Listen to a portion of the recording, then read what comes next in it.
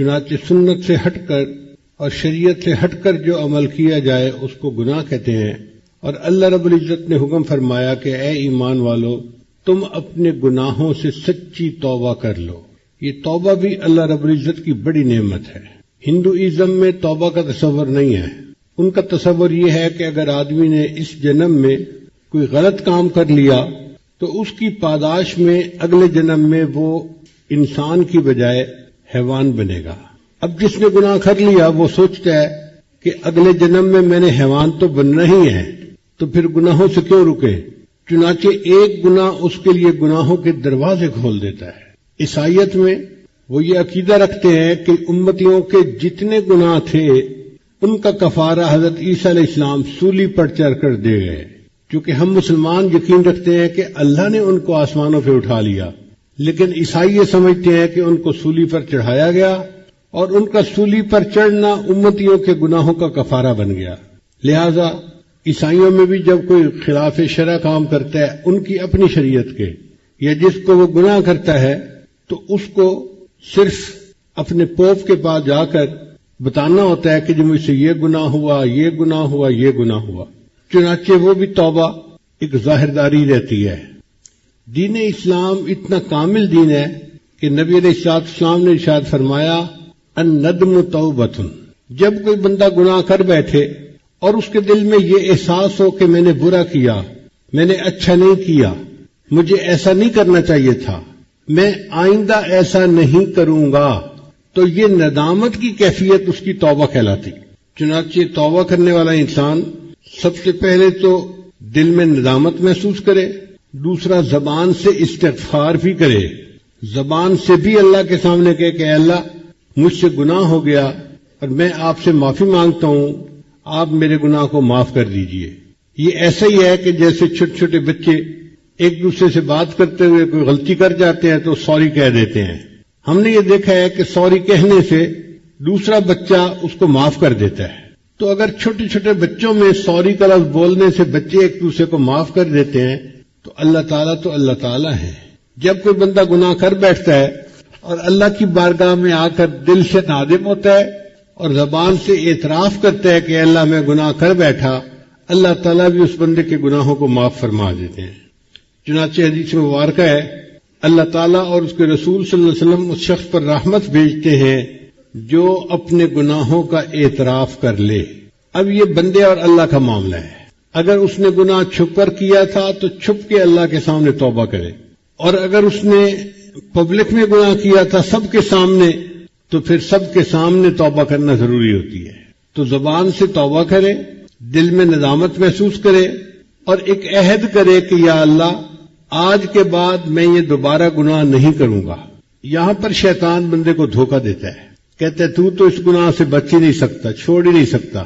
بھئی میں نہیں چھوڑ سکتا، اگر اللہ تعالیٰ چاہے وہ تو چھڑوا سکتے ہیں نا، تو نظر اپنے پہ کیوں رکھتے ہیں؟ نظر اللہ پہ رکھیں اور یہ کہیں کہ اللہ میں نے تو دل سے نیت کر لی ہے، اب آپ اس گناہ کو چھوڑنے میں میری مدد فرمائیے۔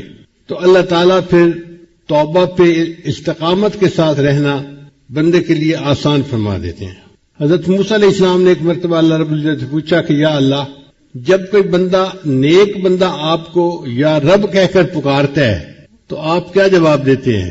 اللہ تعالیٰ نے فرمایا میرے کلیم میں اپنے اس نیک بندے کو یا رب کہنے کے جواب میں لبیک کہتا ہوں۔ لبیک کا مطلب میں حاضر ہوں۔ تو موسیٰ علیہ السلام نے پوچھا اللہ جب آپ کا کوئی گناہگار بندہ جو غفلت میں پڑا ہوا ہے وہ آپ کو یا رب کہہ کر پکارتا ہے تو پھر آپ کیا جواب دیتے ہیں؟ رب کریم نے ارشاد فرمایا میں اپنے اس گناہگار بندے کو 3 مرتبہ لبیک لبیک لبیک کہتا ہوں۔ یہ میرا بندہ لوٹ کے میرے پاس واپس آنا چاہتا ہے، میں اس بندے کو مایوس نہیں کرتا، اس کا واپس آنا آسان کر دیتا ہوں۔ توبہ کی ضرورت ہر شخص کو ہے، نیک ہو یا بد ہو۔ اگر کسی انسان نے گناہ کیے تو اس کو اپنے گناہوں سے توبہ کرنی چاہیے۔ اگر انسان نے گناہ نہیں کیے مگر اس کے دل میں اللہ سے غفلت رہی تو اس پر بھی توبہ کرنا چاہیے، کیونکہ غفلت بھی مستقل ایک گناہ ہے، ہم اس کو گناہ ہی نہیں سمجھتے۔ اور جو اولیاء اللہ ہوتے ہیں ان کی توجہ جب اللہ تعالی کی طرف سے ہٹ کر مخلوق کی طرف زیادہ ہو جاتی ہے تو اس پر بھی وہ استغفار کرتے ہیں. دو لفظ یاد رکھیے، ایک ہے رین اور ایک ہے غین. رین کہتے ہیں دل کے اوپر جو زنگ لگ جاتا ہے. کلا بل رون علی قلوبہم ما کانوا یکسبون، کیوں نہیں ان کی بدعمالیوں کی وجہ سے ان کے دلوں پر زنگ لگا دیا گیا. تو ہم تو اپنے رین کی دھلنے کے لیے اللہ کے سامنے استغفار کریں. اور ایک ہوتا ہے غین، وہ کیا ہوتا ہے کہ اہل اللہ کی توجہ کامل اللہ کی طرف ہوتی ہے، مگر کئی مرتبہ دعا مانگنے کے لیے یا کسی کے حالات سن کے اس بندے کی طرف توجہ زیادہ ہوتی ہے، تو وہ جو لمحہ اس بندے کی طرف توجہ کا زیادہ ہوتا ہے وہ اس پر بھی استغفار کرتے ہیں. چنانچہ نبی علیہ السلام نے ارشاد فرمایا انہ لیغان علی قلبی، میرے دل پر بھی غین کی کیفیت آتی ہے اور اس پر میں اللہ کے سامنے روزانہ 100 مرتبہ استغفار کرتا ہوں. چونکہ نبی علیہ السلام کے دل پر امت کا غم غالب آ جاتا تھا اور میرے آقا صلی اللہ علیہ وسلم یا رب امتی یا رب امتی دعائیں مانگا کرتے تھے. اب سوال پیدا ہوتا ہے کہ انسان توبہ کیوں نہیں کرتا؟ پہلی بات، اس کو آخرت کے دن کے بارے میں یقین کامل نہیں ہوتا، شک ہوتا ہے اور وہ سوچتا ہے جی آگے جائیں گے تو دیکھی جائے گی. اگر یقین ہو کہ قیامت کے دن مجھے اس گناہ کی وجہ سے ذلت ملے گی، اللہ میرا مواخذہ فرمائیں گے اور مجھے جہنم کی آگ میں ڈالیں گے، پھر گناہ چھوڑنا کوئی مشکل کام نہیں ہوتا. آپ دیکھیے چھوٹے چھوٹے بچوں کو یقین ہوتا ہے کہ اگر بچھو کو ہاتھ لگایا گیا تو یہ کاٹے گا اور سخت تکلیف ہوگی، سانپ کو ہاتھ لگایا گیا تو یہ کاٹے گا اور بندہ جان سے مر جائے گا. کوئی مرد عورت یا چھوٹا بچہ سانپ بچھو کے قریب بھی نہیں جاتا، اس لیے کہ یقین پکا ہے کہ نقصان زیادہ ہوگا. اسی طرح اگر گناہ کے بارے میں ہمیں یقین ہو کہ اگر ہم نے گناہ کیا تو اللہ رب العزت کی طرف سے ہمیں دنیا میں بھی سزا ملے گی، آخرت میں تو ملنی ہی ہے، تو پھر بندہ گناہ کے قریب بھی نہیں جاتا. ایک نوجوان کسی بزرگ کے پاس آیا، حضرت آپ فرماتے ہیں کہ غیر محرم سے نظر کو بچاؤ، اور میں کیا کروں، جوان العمر ہوں، میرے اندر جذبات کا اتنا غلبہ ہے کہ بازار سے گزرتے ہوئے غیر محرم پہ نظر پڑ ہی جاتی ہے، آپ مجھے کوئی طریقہ بتائیے کہ میں اپنی نظر کی حفاظت کیسے کروں. ان کا بھائی میں آپ کو بتا تو دوں گا طریقہ، لیکن آپ کو ایک کام کرنا پڑے گا. کون سا کام؟ کہ یہ پیالہ دودھ کا ہے، اس کو بازار کے دوسرے کنارے پر ایک عالم رہتے ہیں، ان کو پہنچا کے آؤ. اس نے کہا جی بات ہی کوئی نہیں، میں پیالہ پہنچا دیتا ہوں. ان کا یاد رکھنا، اگر پیالے میں سے ایک قطرہ بھی دودھ کا گر گیا تو میں ایک بندہ تمہارے ساتھ بھیجوں گا، وہ اسی جگہ بھرے بازار میں تمہیں جوتے لگائے گا. اب وہ بندہ گھبرا گیا کہ بڑا احتیاط والا کام ہے، اگر بے احتیاطی ہوئی تو بھرے بازار میں جوتے پڑیں گے، میری ذلت ہوگی. چنانچہ اس نے پیالہ دودھ کا اپنے ہاتھ میں لیا اور بازار میں سے چلتا ہوا بالآخر دوسرے کنارے تک پہنچا اور ان بزرگوں کو پیالہ پہنچا دیا. واپس آ کر اس نے بڑے خوشی خوشی بتایا کہ حضرت میں نے الحمدللہ اس پانی کے دودھ کے پیالے کو فلاں بزرگ تک پہنچا دیا، ایک قطرہ بھی دودھ کا نہیں گرا. ان کا اچھا یہ بتاؤ کہ آج تم نے بد نظری کتنی کی؟ حضرت وہ جو آپ نے مشٹنڈا ساتھ بھیجا تھا نا کہ یہ جوتے مارے گا، اس کا خوف اتنا تھا کہ میرا دھیان ہی عورت کی طرف نہیں گیا. میں تو پورا راستہ یہ دیکھتا رہا کہ میرے دودھ کے پیالے میں سے ایک قطرہ بھی نیچے نہ گرے. مجھے دودھ کے چھلک جانے کا ڈر تھا، عورت کی طرف میری نظر نہیں اٹھی. ان بزرگوں نے فرمایا کہ یہی راز ہے کہ جن اہل اللہ کے دل میں یہ خوف ہوتا ہے کہ میرے دل سے ایمان کا پیالہ نہ کہیں چھلک جائے، ان کی نظر غیر محرم سے بچ جاتی ہے. وہ سمجھتے ہیں اگر نظر پڑ گئی تو کہیں ایمان میں خلل نہ آ جائے. اور یہ جو غیر محرم پہ نظر ہے نا، یہ بہت بڑا گناہ ہے. ایک مرتبہ میں نے اپنے حضرت مرشد عالم رحمۃ اللہ سے مسئلہ پوچھا. میں نے کہا حضرت میری عمر بھی چھوٹی ہے اور میرا علم بھی تھوڑا ہے، مجھے کچھ باتیں سمجھ میں نہیں آتی، اگر آپ اجازت دے تو میں آپ سے بات پوچھ لیا کروں. تو حضرت مسکرائے، فرمانے لگے ہاں پوچھو. میں نے کہا کہ حضرت میں ابن جوزی رحمۃ اللہ کی کتاب پڑھی ہے تلبیس ابلیس، یعنی ابلیس کی مکاریاں. اس میں انہوں نے لکھا ہے کہ ایک حافظ قرآن تھا اور اس نے کسی غیر کے چہرے کو محبت کی نظر سے دیکھا تھا، اس کی سزا یہ ملی کہ وہ قرآن مجید کو بھول گیا. تو میں نے کہا حضرت یہ بات پڑھ کے میرے دل پہ ایک خوف طاری ہے. اس بندے نے قرآن مجید کو حفظ کرنے میں کتنی محنت کی ہوگی، اور ایک نظر کی وجہ سے اللہ نے اس کو اتنی بڑی نعمت سے محروم کر دیا۔ حضرت فرمانے لگے ہاں بچہ، یہ اللہ کی غیرت کا معاملہ ہے۔ میں نے کہا حضرت ذرا اور تفصیل بتا دیں۔ فرمانے لگے کہ اللہ بالکل نہیں چاہتے کہ میرا بندہ محبت کی نظر میری بجائے کسی غیر کی طرف اٹھائے۔ اگر کوئی اٹھاتا ہے تو اللہ تعالیٰ کو غیرت آتی ہے، اور اس غیرت کی وجہ سے اللہ اس کو نعمت سے محروم کر دیتے ہیں۔ اب بتائیے کہ ایک بری نظر ڈالنے پر ایمان سے محروم ہونے جیسی سزا بندے کو مل جاتی ہے۔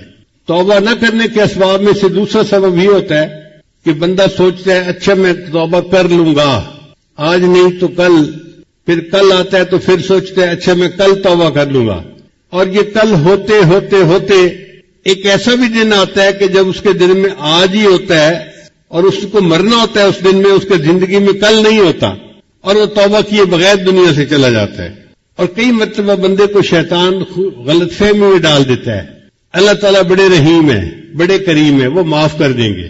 چنانچہ ہم نے کئی لوگوں سے یہ جواب سنا، ان کو کہا کہ بھئی توبہ کرنی چاہیے، تو نوجوان نے جواب دیا جی اور اللہ نے کسی کو تو معاف کرنا ہی ہے نا، بھئی ساری دنیا کو معاف کر دے، اگر ہمیں نہ کیا تو یہ شیطان کا دھوکہ ہوتا ہے۔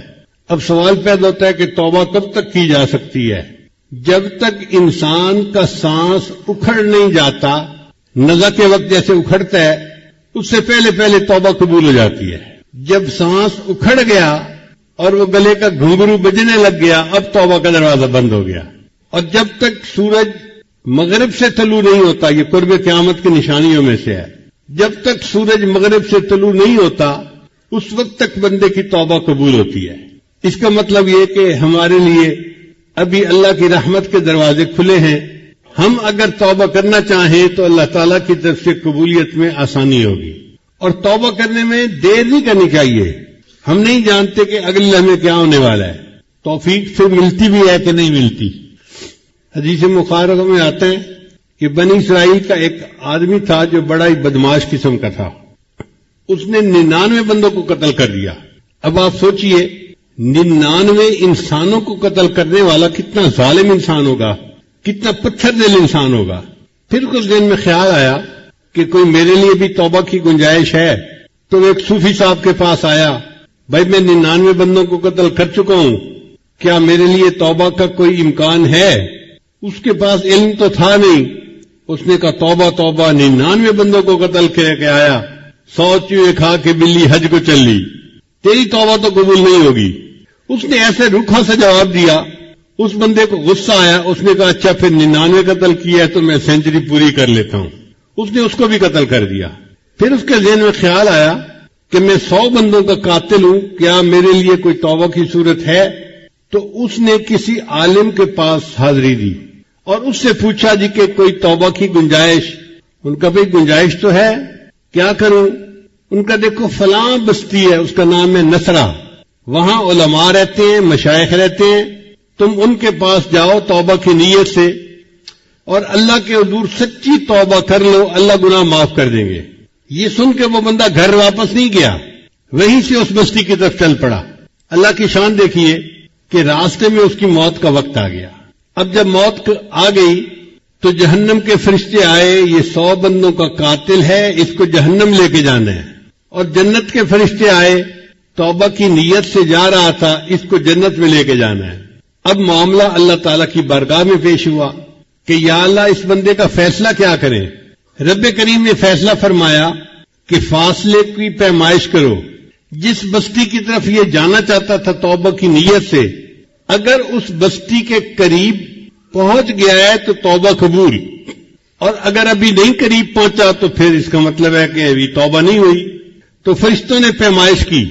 محدثین نے لکھا ہے کہ دونوں بستیوں کے بالکل جو سینٹر کی لائن تھی نا، آدھا آدھا سفر، اس بندے کی ادھر وفات ہوئی تھی اور مرتے مرتے وہ اگلی بستی کے قریب لاش اس کی جا کر گری تھی۔ اتنا تھوڑا سا فرق تھا۔ اور بعض محدثین نے لکھا کہ موت تو اس کو نصف فاصلے پر ہی آئی تھی، لیکن اللہ جانتے تھے کہ یہ توبہ کی نیت سے چلا ہے، اللہ نے بستی کے قریب والی زمین کو حکم دیا کہ تو سکڑ جا وہ زمین سکڑ گئی اور اس کی لاش بستی کے تھوڑا قریب ہو گئی، اس پر اللہ نے توبہ قبول کر لی، 100 بندوں کے قتل کے گناہ کو معاف فرما دیا۔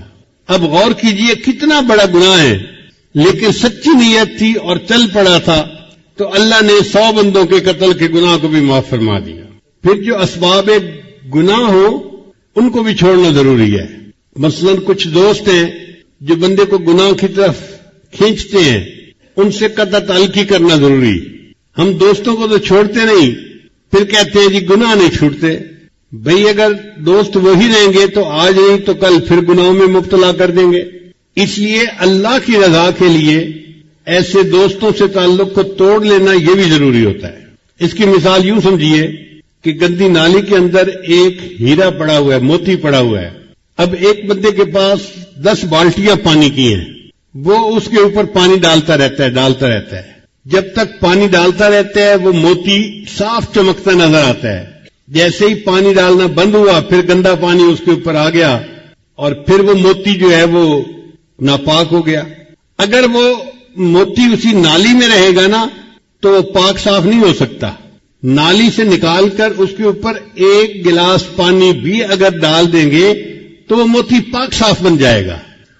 اسی طرح انسان جن حالات میں ہو اور گناہ کا ارتکاب کرتا ہے ان حالات سے نکلے، ان دوستوں کو چھوڑے، پھر اگر اللہ کے سامنے سچی توبہ کرے گا اللہ تعالیٰ اس کی توبہ کو قبول فرما لیں گے۔ حدیث مبارکہ میں آتا ہے کہ ہمارے اوپر جتنے مصائب آتے ہیں ان کی بنیادی وجہ ہمارے گناہ ہوتے ہیں۔ اللہ گناہوں کی وجہ سے بندے پر مصیبتیں بھیجتے ہیں۔ اس میں کیا حکمت ہے؟ حکمت یہ ہے کہ اللہ تعالیٰ چاہتے ہیں یہ میرا گناہ چھوڑے اور میرا بندہ میرے تک واپس آ جائے، تو اللہ اس کو مصیبتوں اور پریشانیوں کی رسیوں میں باندھ کے اپنے گھر کی طرف واپس کھینچ رہے ہوتے ہیں۔ ابن عطا رحمۃ اللہ لکھتے ہیں پاک ہے وہ پروردگار جو بندے کو مصیبتوں اور پریشانیوں کی رسیوں میں کھینچ کھینچ کر اپنے گھر کی طرف کھینچ رہا ہوتا ہے۔ آپ دیکھیں بندہ پریشان ہوگا نا تو آپ اس کو کہیں کہ جی ہر نماز کے بعد 100 مرتبہ یہ پڑھو، وہ 5 نمازیں بھی پڑھے گا اور عمل بھی کر لے گا۔ تو خوشیاں سلاتی ہیں اور غم جگاتے ہیں۔ جب حالات ٹھیک ہوتے ہیں، خوشیاں ہوتی ہیں تو بندہ غفلت کے کاموں میں پڑ جاتا ہے، پھر اللہ تعالیٰ اس کو کچھ پریشانی اور مصیبت میں مبتلا کر دیتے ہیں تو پھر بندہ روتا دھوتا ہے، پھر اللہ کے دروازے پر آتا ہے اللہ مجھے معاف کر دے، اللہ مجھے معاف کر دے۔ یہ پریشانی اس کے لیے رحمت بن کے آئی تھی، ظاہر میں پریشانی تھی، حقیقت میں یہ اللہ کی رحمت تھی جس نے اس کو پکڑ کر اللہ کے دروازے کی طرف کھینچ لیا۔ نبی علیہ السلام نے ارشاد فرمایا التائب من الذنب کمن لا ذنب لہ، گناہوں سے توبہ کرنے والا ایسے ہو جاتا ہے جیسے اس نے وہ گناہ کیا ہی کبھی نہیں۔ ایک میلے کپڑے کو دھویا جائے تو دھلنے کے بعد وہ اتنا صاف ستھرا ہو جاتا ہے کہ ایسے لگتا ہے کہ یہ تو کبھی میلا ہوا ہی نہیں تھا۔ یہی انسان کے دل کا حال ہے کہ گناہوں کی ظلمت کی وجہ سے دل میلا ہو جاتا ہے، لیکن جب بندہ سچی توبہ کر لیتا ہے اللہ تعالیٰ اس کے دل کی ظلمت کو صاف کر دیتے ہیں، دل ایسے بن جاتا ہے جیسے اس نے کبھی گناہ کیا ہی نہیں تھا۔ نبی اسلام نے ارشاد فرمایا کل بنی آدم خطاؤن، جتنے بھی اولاد آدم ہیں سب کے سب خطا کار ہیں، وخیر الخطاؤن التوابین، مگر بہترین خطا کار وہ ہیں جو توبہ کرنے والے ہیں۔ اس کا مطلب یہ ہوا کہ خطا تو ہو جاتی ہے مگر اس کے بعد جب بندہ توبہ کر لیتا ہے تو وہ گناہ یا وہ خطا اس بندے کے بلندی درجات کا سبب بن جاتا ہے۔ حدیث مبارکہ میں آتا ہے ایک بندہ گناہ کرتا ہے اور اس کے سبب وہ جنت میں چلا جاتا ہے۔ عجیب بات، گناہ کے سبب جنت میں چلا جاتا ہے۔ تو اس کی شرح میں محدثین نے لکھا کہ ہاں گناہ تو وہ کر بیٹھا، اب اس کے دل میں ایک آگ لگی ہوئی ہے، کیا غلطی کر لی؟ وہ تنہائیوں میں اللہ کے سامنے روتا ہے، اللہ کو مناتا ہے، اس کا وہ رونا دھونا اور اللہ کو منانا اللہ کو پسند آ جاتا ہے اور اللہ تعالیٰ اس کے لیے جنت کا فیصلہ کر دیتے ہیں۔ تو جب جنت کا فیصلہ کرتے ہیں تو شیطان افسوس کرتا ہے میں اس سے یہ گناہ ہی نہ کرواتا کیونکہ اس کی وجہ سے توبہ کی وجہ سے یہ تو جنت میں چلا گیا۔ ابراہیم ادم رحمۃ اللہ فرمایا کرتے تھے اللہ تعالیٰ نے 3 کو 3 چیزوں میں چھپا رکھا ہے، اپنی رضامندی کو نیکی میں چھپا رکھا ہے، اس لیے سالک کو چاہیے کہ وہ نیکی کو چھوٹا نہ سمجھے، کیا پتا اسی نیکی میں اللہ کی رضا چھپی ہوئی ہو اور بندے کو اللہ کی رضا نصیب ہونی ہو. کئی دفعہ ہوتا ہے نا جی، نماز پڑھ لی، نفل چھوڑ دیے، بھئی کیا پتا انہی نفلوں میں اللہ نے اپنے رضا کو چھپایا ہوا ہو. ہم اگر وہ نفل پڑھ لیں گے اللہ ہم سے راضی ہو جائیں گے. اللہ تعالیٰ نے اپنی ناراضگی کو گناہ میں چھپایا ہوا ہے، چنانچہ گناہ کو چھوٹا نہ سمجھے. کیا پتا جس گناہ کا ارتکاب ہم کر رہے ہیں اسی کی وجہ سے اللہ نے ہم سے ناراض ہونا ہو، پھر کیا بنے گا. اور تیسرا، اللہ تعالیٰ نے ولایت کو اپنے بندوں میں چھپا رکھا ہے، اس لیے آپ کسی بندے کو حقیر نہ سمجھیں. کیا پتا جس کو آپ حقارت کی نظر سے دیکھ رہے ہیں وہ اللہ کا ولی ہو اور اللہ کے ہاں اس کا اونچا مرتبہ ہو. حضرت مولانا مکی حجازی دامت برکاتوں میں ایک واقعہ سنانے لگے کہ ایک بندہ تھا جو حرم شریف کے باہر بیٹھا ہوتا تھا. آنے جانے والے اس کو پیسے دیتے تھے، وہ نہیں لیتا تھا.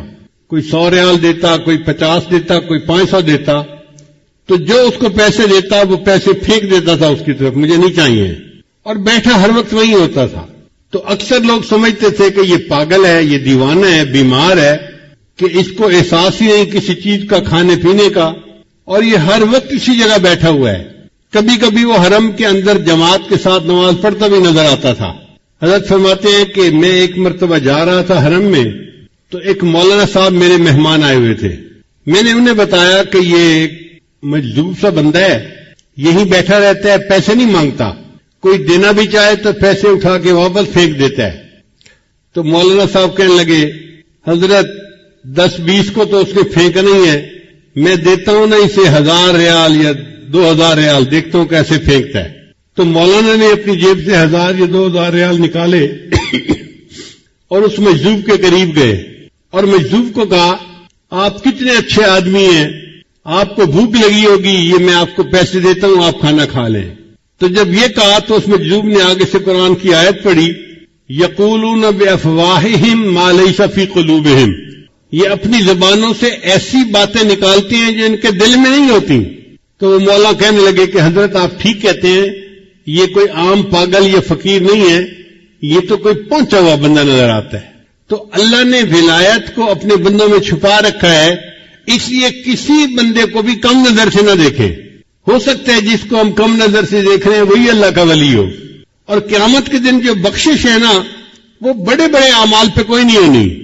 جن عملوں پہ ہماری نظر بھی نہیں ہوتی، جن کو ہم چھوٹا سمجھتے ہیں، جو ہمیں یاد ہی نہیں ہوتے، وہ بخشش کا سبب بنیں گے. چنانچہ حدیث پاک میں آتا ہے، قیامت کے دن سب سے پہلے جہنم میں ڈالنے کے لیے اللہ ایک عالم کو بلوائیں گے. میرے بندے تو کیا لایا؟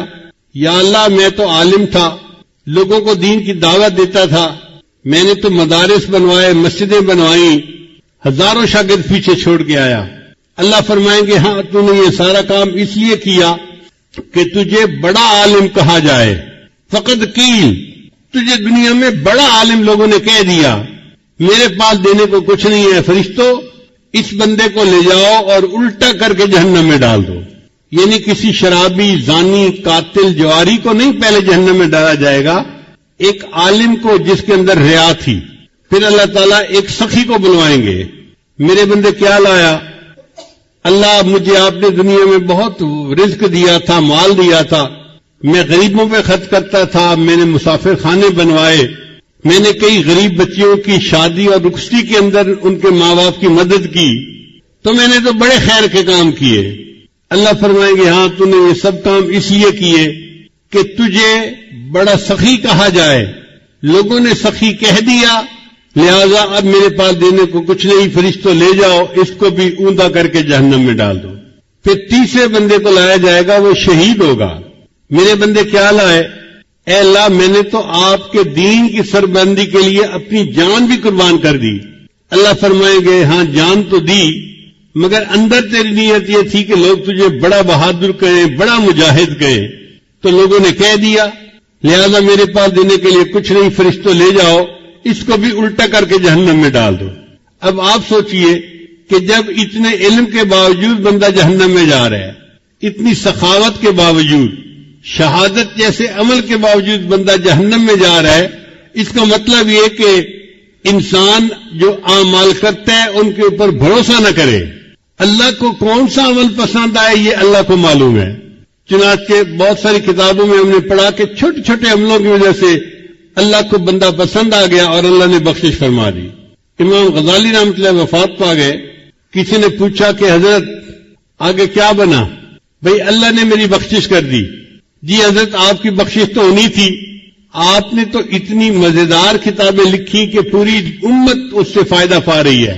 علماء ان کتابوں کو پڑھ کر درس دیتے ہیں اور لوگوں کو نیکی کی طرف اللہ کی طرف بلاتے ہیں. تو امام غزالی نے فرمایا وہ کتابوں کا تو مسئلہ پیش ہی نہیں ہوا، اس سے پہلے ہی اللہ نے بخشش کر دی. بھئی کس عمل پہ بخشش کی؟ فرمایا ایسا عمل جو مجھے یاد ہی نہیں تھا. کون سا عمل؟ فرمان لگے کہ میں بیٹھا کتاب لکھ رہا تھا تو اس زمانے میں قلم دوات ہوتی تھی.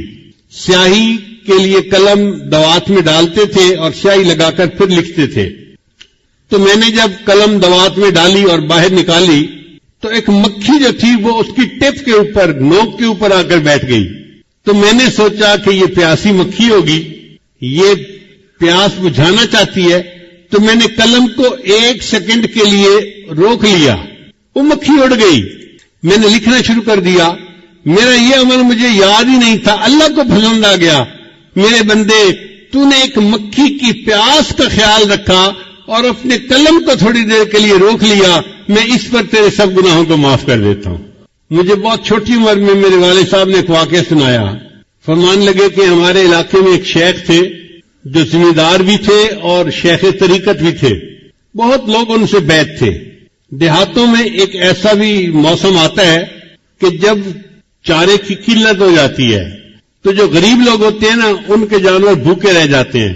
تو بعض لوگ جانوروں کو کچھ کھلاتے پلاتے نہیں، جانور بیمار کمزور ہو جاتے ہیں. اور کچھ لوگ دوسروں کا چارہ بغیر اجازت کاٹ لیتے ہیں، یعنی چارے کو چوری کر لیتے ہیں. فرماتے ہیں کہ وہ بزرگ جو تھے انہوں نے محسوس کیا کہ میں نے چارہ لگایا ہوا تو زیادہ سارا ہے مگر یہ روزانہ کم ہوتا جا رہا ہے. اس کا مطلب یہ کہ رات میں کوئی بندہ آتا ہے، چارہ کاٹ کے لے جاتا ہے، یہ جانور چرا کے چلا جاتا ہے میرے کھیت میں. تو انہوں نے سوچا کہ میں رات کو پہرا دوں گا اور دیکھوں گا کون میری اجازت کے بغیر یہ کام کرتا ہے. ایک جگہ چھپ کر بیٹھ گئے. جب رات گہری ہو گئی تو انہوں نے دیکھا کہ چند بکری ہیں وہ آئیں اور کھیت میں چرنے لگ گئی. ان کے پیچھے ان کا چرانے والا بھی تھا مگر اندھیرے کی وجہ سے وہ پہچانا نہیں جا رہا تھا کہ یہ کون ہے، نظر بھی نہیں آ رہی تھی اس کی شکل. تو ان بزرگوں نے اس سے پوچھا کون ہو؟ تو جب انہوں نے اس سے پوچھا نا میاں کون ہو، تو اس دیہاتی لڑکے نے جواب دیا احمد ہاں، میں احمد ہوں. تو جب اس نے کہا نا میں احمد ہوں تو ان اللہ والوں کے دل میں خیال آیا اس کا نام احمد ہے اور احمد تو میرے آقا صلی اللہ علیہ وسلم کا نام ہے. تو انہوں نے آگے سے جواب دیا احمد ہے تفیا چرا، اگر تم احمد ہو تو اپنے جانوروں کو چڑھاتے ہو، میں تمہیں منع نہیں کرتا.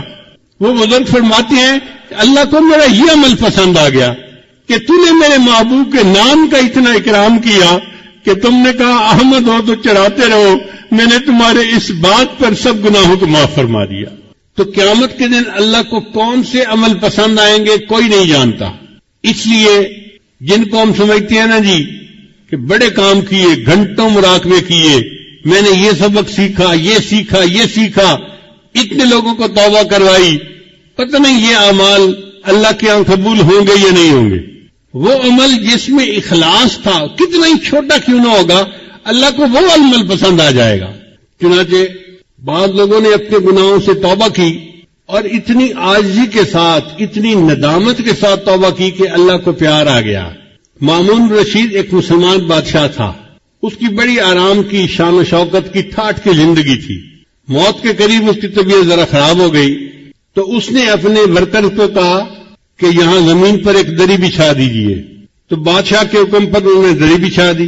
جب دری بچھا دی تو مامون رشید چارپائی سے اٹھ کر نیچے دری کے اوپر لیٹ گیا اور لوٹنے لگا جیسے بچہ ماں باپ کے سامنے لوٹتا ہے اور یہ کہنے لگا اے دائمی ملک کے بادشاہ، فانی ملک کے بادشاہ پر رحم فرما.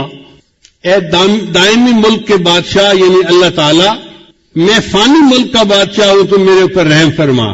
اللہ کو اس کا یہ فکرہ اور یہ عاجزی پسند آ گئی اور اللہ نے اس کی بخشش کر دی. چنانچہ وفات کے بعد کسی نے خواب میں دیکھا اس نے پوچھا بادشاہ سلامت آگے کیا ہوئی؟ کہنے لگے کہ میری اس عاجزی کے اظہار پر اللہ کو ترس آ گیا اور اللہ نے میرے سب گناہوں کو معاف فرما دیا۔ عمر بن عبدالعزیز رحمۃ اللہ علیہ ایک بڑے نیک حکمران تھے، بہت متقی انسان تھے۔ جب ان کی وفات کا وقت قریب آیا تو وہ بھی زمین پر لیٹ گئے اور یہ کہنے لگے اللہ میں تسلیم کرتا ہوں کہ میں نے زندگی میں گناہ کیے ہیں، اے اللہ میں تسلیم کرتا ہوں کہ میں نے زندگی میں گناہ کیے ہیں، اگر تو معاف کر دے تو تیرا احسان ہے اور اگر معاف نہ کرے تو تیرا عدل ہے، مگر میں گواہی دیتا ہوں کہ تیرے سوا کوئی معبود نہیں اور محمد صلی اللہ علیہ وسلم تیرے سچے رسول ہیں۔ یہ الفاظ کہہ کے اس کی وفات ہو گئی، یعنی کلمہ پڑھ کے فوت ہو گیا۔ ابن جوزی رحمۃ اللہ کی کتاب ہے بحر الدموع، یعنی آنسوؤں کا سمندر، اس میں انہوں نے یہ واقعہ لکھا ہے کہ بنی اسرائیل کی ایک عورت تھی جو حسن و جمال میں اپنی مثال آپ تھی اور وہ بدکار تھی، گھر کا دروازہ کھلا رکھتی تھی اور بن سنور کر چارپائی کے اوپر بیٹھ جاتی تو اس کے دروازے کے سامنے سے گزرنے والے نوجوان جب اس پر نظر پڑتی تو وہ بہک جاتے تھے۔ وہ ان سے کچھ رقم لیتی تھی اور ان کو گناہ کا موقع دے دیتی تھی۔ ایک مرتبہ ایک نوجوان بڑا نیک تھا، وہ ادھر سے گزرا، قدرتاً اس کی بھی نظر اس طرف اٹھ گئی تو اس نے دیکھا کہ اتنی خوبصورت عورت، اس کو بھی شیطان نے بہکایا تو اس نے اس گھر کے جو کام کرنے والی تھی اس سے پوچھا کہ تیری مال کا مرد کو قریب کیسے آنے دیتی ہے؟ اس نے کہا جناب 1000 دینار لیتی ہے اور پھر اس کو اپنے ساتھ وقت گزارنے کا موقع دیتی ہے۔ اب یہ نوجوان واپس تو گھر آ گیا مگر سوچتا رہا کہ میں 1000 دینار اکٹھا کروں پھر مجھے اس عورت کے ساتھ وقت گزارنے کا موقع مل جائے گا۔ اس نے محنت کی، مزدوری کی، 1000 دینار اس نے جمع کر لیے۔ ایک دن یہ اس عورت کے پاس گیا اور 1000 دینار اس نے دے دیے۔ عورت نے کہا کہ ٹھیک ہے اب تم آؤ اور میرے ساتھ چارپائی پہ بیٹھ سکتے ہو۔ یہ جب اس کے ساتھ چارپائی پر بیٹھا نا تو اس کے دل پہ اللہ کا خوف غالب آ گیا کہ اب تک میں نے جو عبادت کی ہے کہیں اللہ تعالیٰ اس عبادت کو ٹھکرا نہ دے کہ تو بالآخر گناہ کا ارتکاب کر بیٹھا۔ اب عورت انتظار میں تھی کہ میں نے جب اسے بلا لیا ہے تو یہ اب اپنی خواہش پوری کرے گا، مگر وہ بندہ تو بہت ہی خاموش چپ بت بن کے بیٹھا ہوا ہے۔ تو عورت نے اس سے پوچھا کہ بھائی میں نے تو تمہیں یہاں نہیں بلایا، تم خود آئے ہو۔ اس نے کہا میں اپنے نفس کی خواہش کی وجہ سے آ تو گیا تھا لیکن جب میں یہاں چارپائی پر آ کر بیٹھا ہوں نا تو میرے اوپر اللہ کا خوف غالب آ گیا اور میں نے ارادہ ترک کر دیا، میں تیرے ساتھ گناہ نہیں کروں گا، اور جو 1000 دینار میں نے دیے ہیں وہ بھی تیرے ہی، میں تجھ سے واپس نہیں لیتا اور میں اپنے گھر جا رہا ہوں۔ یہ کہہ کے وہ نوجوان گناہ کیے بغیر اٹھا اور اپنے گھر کی طرف چل پڑا۔ عورت نے اس سے جاتے جاتے پوچھ لیا کہ تم کس گاؤں کے رہنے والے ہو؟ اس نے گاؤں کا نام بتا دیا۔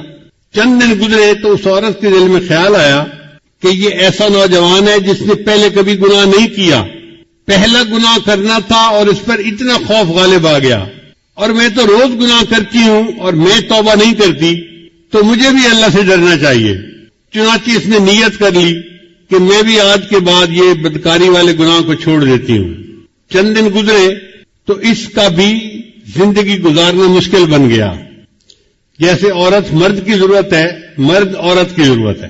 اس عورت نے سوچا کہ میں اسی نوجوان کا پتہ کرتی ہوں اور اگر وہ ہے تو میں اس کے ساتھ نکاح کر کے نیکی کی زندگی گزارتی ہوں۔ چنانچہ یہ عورت اس کے گاؤں میں گئی اور اس بندے کا نام پوچھا، انہوں نے گھر بتا دیا کہ فلاں جگہ گھر ہے۔ یہ عورت آئی اور اس نے اس کے گھر کا دروازہ کھٹکھٹایا۔ جب گھر کا دروازہ کھٹکھٹایا تو اللہ کی شان، وہی نیک نوجوان دروازہ کھول کر باہر نکلا پوچھنے کے لیے کہ کون ہے۔ جب نوجوان کی اس عورت پر نظر پڑ گئی تو وہ تو حیران ہو گیا کہ جس گناہ سے بچ کے میں گھر آیا تھا اب وہ عورت تو میرے دروازے پر چل کر آ کر کھڑی ہو گئی۔ تو اس نے ایک زور کی آہ بھری اور وہ گرا اور فوت ہو گیا۔ عورت کو بڑا افسوس ہوا، یہ چند دن وہیں رہی۔ پھر اس نے لوگوں کو بتایا تھا کہ میں تو بھئی اس کے ساتھ نکاح کے ارادے سے آئی تھی اور میں نیکی کی زندگی گزارنا چاہتی تھی۔ گھر والوں کو اس عورت سے ہمدردی ہوئی تو انہوں نے عورت کو کہا کہ وہ بندہ تو فوت ہو گیا مگر اس کا ایک اور بھائی ہے ابھی شادی شدہ نہیں ہے، وہ شادی کرنا چاہتا ہے، اگر تم چاہو تو ہم اس کے بھائی سے تمہارا نکاح کر دیتے ہیں. تو وہ عورت کہنے لگی بہت اچھا. چنانچہ اس عورت کا اس کے بھائی سے نکاح ہو گیا. کتابوں میں لکھا ہے اللہ نے اس عورت کی توبہ کو ایسے قبول کیا کہ اس کو اللہ نے 7 بیٹے دیے اور سب بیٹے اپنے اپنے وقت کے اولیاء بنے. بد کردار عورت تھی، سچی توبہ کر کے 7 اولیاء کی ماں بنی. قیامت کے دن اللہ کے سامنے سرخ رو ہوگی. بنی اسرائیل کا ایک نوجوان تھا جو بہت گناہ کی زندگی گزار رہا تھا.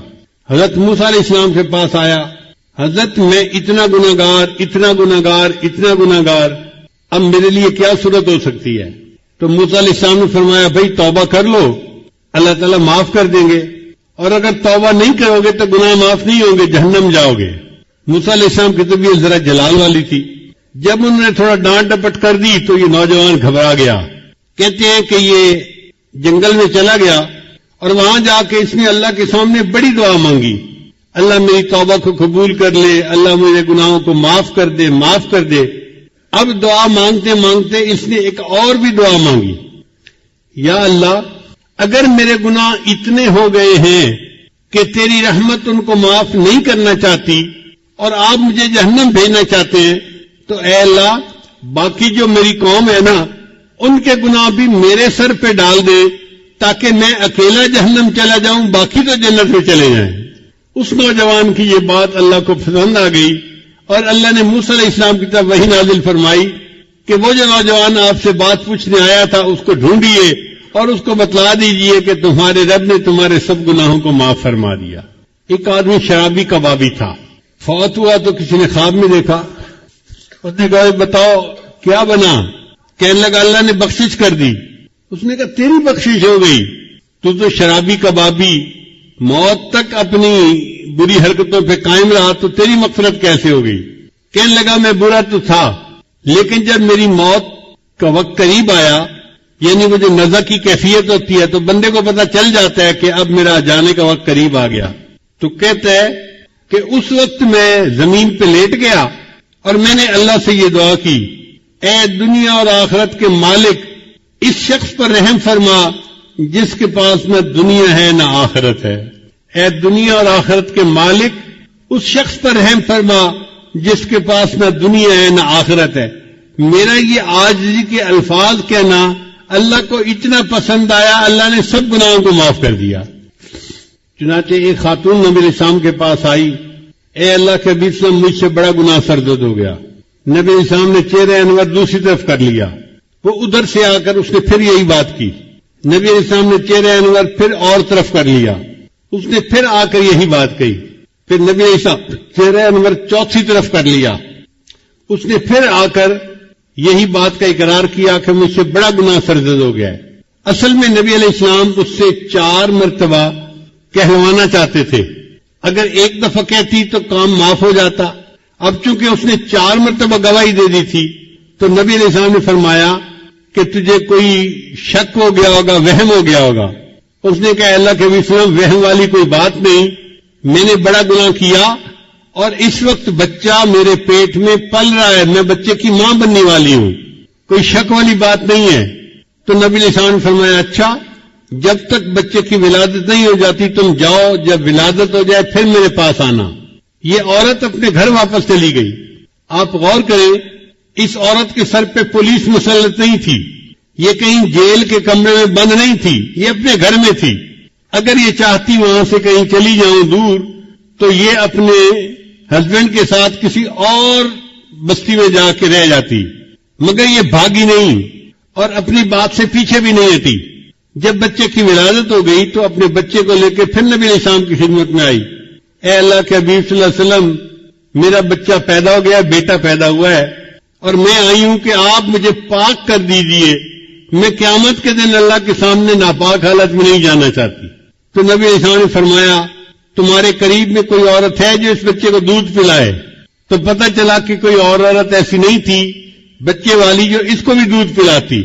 اس زمانے میں ڈبوں کے دودھ تو ہوتے نہیں تھے، مائیں دودھ پلاتی تھیں، تو کوئی اور عورت قریب نہیں تھی.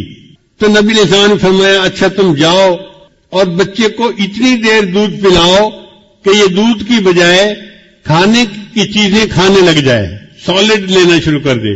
وہ عورت گھر واپس آ گئی اپنے بچے کو لے کے. اب اس کے پاس 2 سال کا وقت تھا، کیونکہ دودھ پلانے کی عمر عامین یومین کاملین 2 سال پورے ہوتی ہے. اس عورت نے بچے کو 2 سال دودھ پلایا تو بچہ اتنا بڑا ہو گیا کہ وہ روٹی کا ٹکڑا کھانے کے قابل ہو گیا. چنانچہ وہ اپنے بچے کو اس حال میں لائی کہ بچے کے ہاتھ میں روٹی کا ٹکڑا تھا اور بچہ روٹی کا ٹکڑا کھا رہا تھا. یہ پروف تھا اے اللہ کے نبی صلی اللہ علیہ وسلم اب میرا بچہ دودھ کا محتاج نہیں رہا. اے اللہ کے نبی صلی اللہ علیہ وسلم میرے اوپر حد جاری کیجئے اور مجھے پاک کر دیجئے.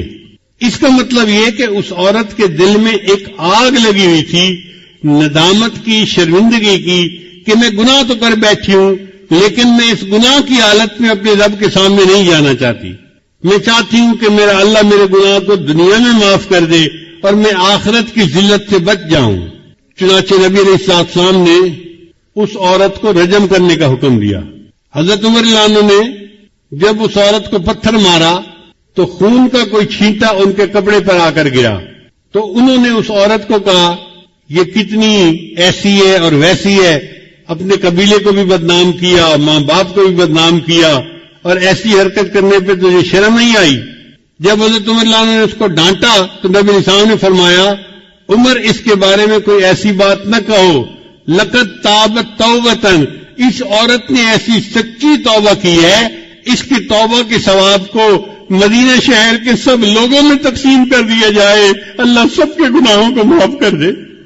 تو گناہگار اپنے گناہوں سے توبہ کرتا ہے، اللہ اس کے بدلے پورے شہر کے لوگوں کے گناہوں کو معاف فرما دیتا ہے.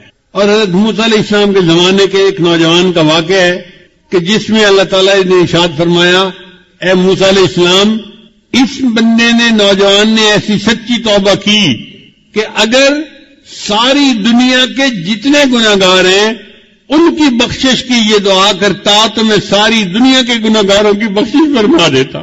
حضرت عمر رضی اللہ عنہ ایک مرتبہ مسجد نبوی میں جا رہے تھے، ایک نوجوان کھڑا رو رہا تھا تو عمر رضی اللہ عنہ نے پوچھا بھئی رو کیوں رہے ہو؟ اس نے کہا جی مجھ سے بڑا گناہ سرزد ہو گیا ہے. بھئی کیا گناہ سرزد ہو گیا؟ اس نے کہا بھئی میں کفن چور تھا، یعنی جب لوگ میت کو دفن کرتے تھے نا تو میں ان کی قبر کھود کے ان کا کفن نکال کے بیچتا تھا اور اس کے پیسے سے زندگی گزارتا تھا، میرا یہ روز کا کام تھا. ایک مرتبہ ایسا ہوا کہ انصار کی ایک جوان لڑکی کی وفات ہو گئی اور میں نے اس کے کفن کو چرا لیا. پھر میں تھوڑی دیر آگے چلا تو میرے اوپر شیطان غالب آ گیا اور شیطان نے دل میں بات ڈالی کہ لڑکی تو جوان عمر تھی تو کیوں نہ میں اس سے اپنی خواہش ہی پوری کر لوں.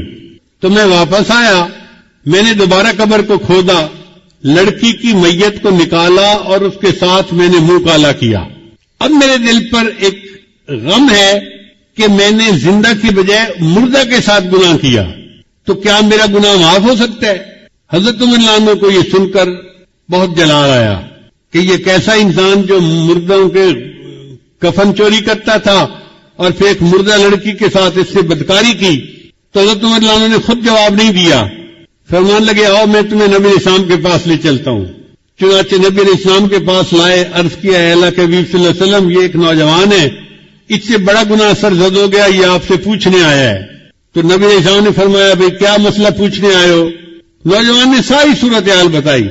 جب اس نے یہ بتایا نا کہ میں نے تو مردہ لڑکی کے ساتھ گناہ کیا تو نبی علیہ السلام کو بھی بہت جلال آیا اور نبی علیہ السلام نے اس نوجوان کو ڈانٹا کہ تو اتنا جو ہے وہ سنگ دل اور جیسے بندہ بات کرتا ہے. تو نبی علیہ السلام نے اسے ڈانٹا کہ تجھے ذرا حیا نہ آئی کہ تو نے ایک مردہ عورت کے ساتھ بدکاری کی، یہ کیا وہ کیا. جب اس نوجوان نے دیکھا کہ نبی علیہ السلام بھی مجھے ڈانٹ رہے ہیں تو وہ وہاں سے کھسک گیا اور وہ مسجد نبی سے نکل کے سیدھا باہر دیہات میں گیا، ویرانہ تھا جہاں. 40 دن تک وہ نوجوان اللہ کے سامنے روتا رہا، اللہ میں اعتراف کرتا ہوں کہ میں نے یہ گناہ کیا لیکن بخشنے والا تیرے سوا اور کوئی ہے تو نہیں، تو اللہ مجھے بخش دے. اتنا اس نے آنسو بہائے، اتنا اس نے اللہ کے سامنے عاجزی ظاہر کی کہ اللہ رب العزت نے جبرائیل علیہ السلام کو نبی علیہ السلام کے پاس بھیجا. جبرائیل السلام نے آ کے پوچھا اے اللہ کے حبیب صلی اللہ علیہ وسلم، اللہ نے مجھے آپ کی طرف بھیجا ہے اور اللہ نے کہا ہے کہ مجھے یہ بتاؤ کہ بندوں کو آپ نے پیدا کیا ہے یا میں نے پیدا کیا ہے؟ تو نبی علیہ السلام نے جواب دیا کہ مجھے بھی اللہ نے پیدا کیا ہے اور ساری مخلوق کو اللہ نے پیدا کیا ہے۔ پھر پوچھا اچھا یہ بتائیے کہ بندوں کو رزق کون دیتا ہے، آپ دیتے ہیں یا میں دیتا ہوں؟ نبی علیہ السلام نے جواب دیا ساری مخلوق کو اللہ رزق دیتا ہے، مجھے بھی اللہ ہی رزق دیتا ہے۔ اے اللہ کے حبیب، اللہ نے تیسری بات یہ پوچھی ہے کہ بندوں کی معافی کو میں نے قبول کرنا ہے یا آپ نے قبول کرنا ہے؟ تو نبی علیہ السلام نے جواب دیا ہر بندے کی معافی کو اللہ نے قبول فرمانا ہے اور میرے بھی غلطیوں کو اللہ نے معاف فرمانا ہے۔ جب نبی علیہ السلام نے